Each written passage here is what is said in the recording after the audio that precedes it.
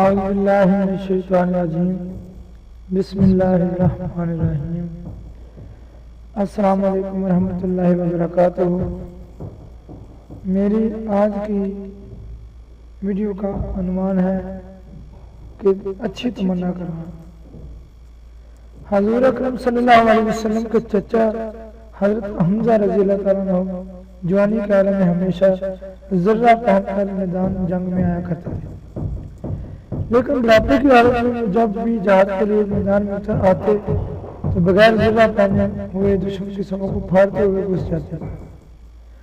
آپ کی حالت ہوتی تھی کہ میدان جنگ میں بغیر ذرہ کے جہاد کے جذبے سے سرشار ہو کر آتے، سینہ کھلا ہوا ہوتا، بازو گرانا ہوتے اور آپ سب سے آگے اپنے آپ کو دشمن کی صفوں میں ڈال دیتے اور انتہائی بے جگری اور دلیری سے لڑتے۔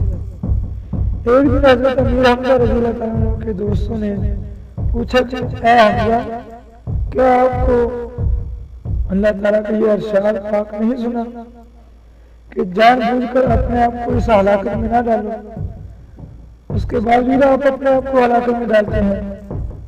پھر اس طرح میدان جنگ میں آتے ہیں کہ اپنی جان کی بھی پرواہ نہیں کرتے، حالانکہ جب آپ جوان تھے تو دشمن کی صف کی طرف بغیر ذرہ پہننے نہیں جایا کرتے تھے۔ اب جب کہ آپ بوڑھے اور کمزور ہو چکے ہیں تو انتہائی بے پرواہی کے ساتھ تلوار اور نیزہ لے کر جنگ کے میدان میں زور آزمائی کرتے ہیں۔ یہ نہیں سوچتے کہ تلوار کاٹنے میں بوڑھے کا احترام نہیں کرتی اور نہ ہی بڑے چھوٹے میں تمیز کرتی ہے۔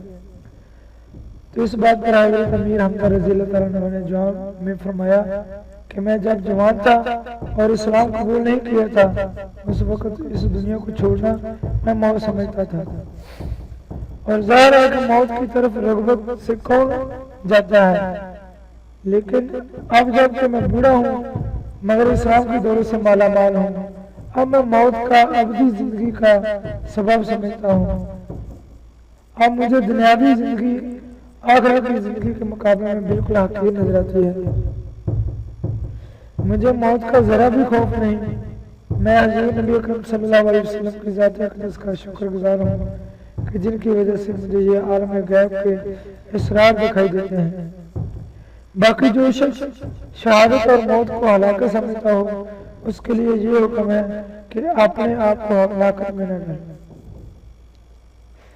جو شخص شہادت کو اسرار غیبی کا دروازہ کھلنا سمجھتا ہے تو اس کے لیے قرآن میں یہ حکم ہے کہ تم جلدی کرو اپنے رب کی مغفرت کی طرف۔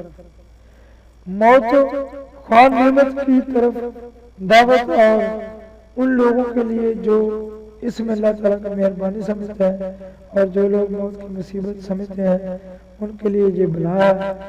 نمبر 1، مسلمان اللہ تعالیٰ کی راہ میں بغیر کسی لالچ اور طمع لڑتا ہے، ان کے پیش نظر اللہ تعالیٰ کی رضا ہوتی ہے۔